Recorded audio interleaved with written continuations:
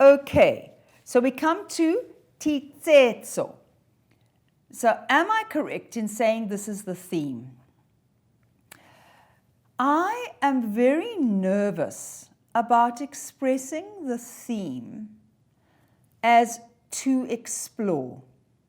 What I would want to know is, having explored the nature of evil, I'm not sure about the cruelty of mankind, but certainly the nature of evil in people, or the nature of evil, what conclusions does the poem seem to come to?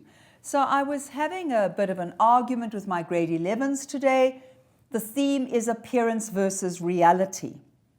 So I asked the child, what do you understand by that? And she said that when you see an appearance, it is the reality. So if I am looking happy, I am happy. If I appear to be honest, please give me your cell phone and 1,000 rand, then I am honest. I'll give you back your cell phone and the 1,000 rand. But is that, remember, we are exploring the idea. So if you look at, for example, Hamlet, is everybody in that play what they appear to be? And the answer is no, not all of them. So if we're studying Othello, generally, Desdemona is what she is. I know she tells that lie, but Desdemona is as honest and open and warm and loving and sincere and faithful to Othello as she appears to be. So with her, the appearance and the reality are the same. When she says she loves Othello, she loves Othello.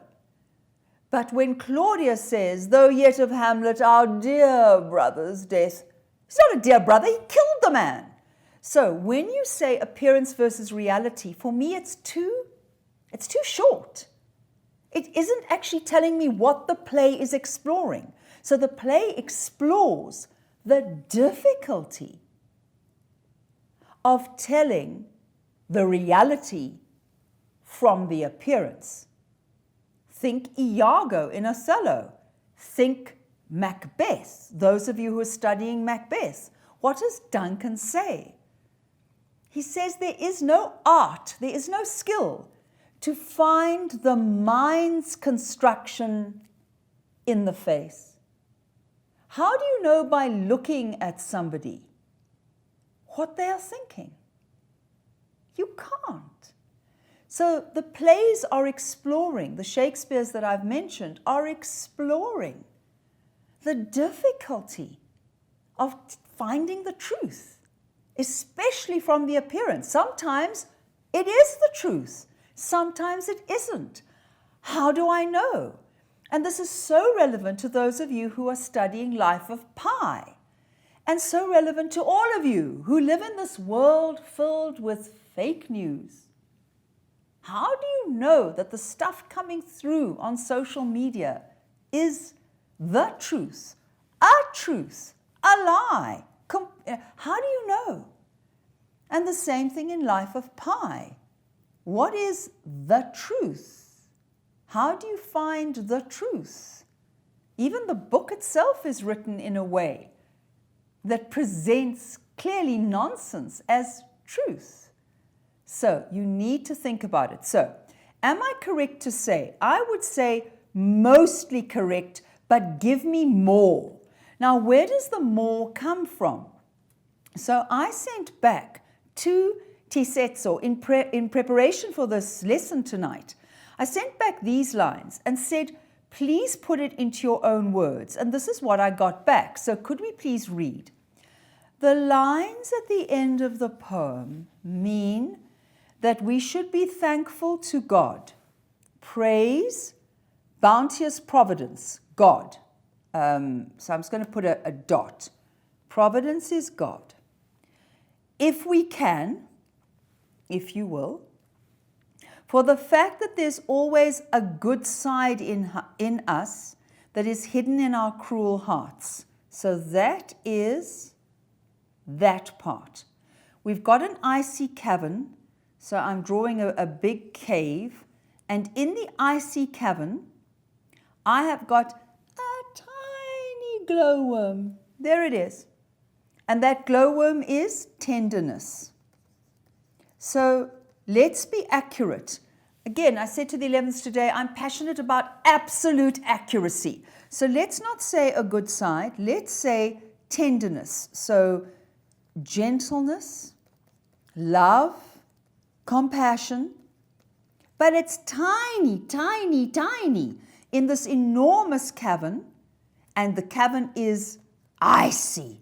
So Tisetso has said, for icy, cruel. Okay, I don't fight with that.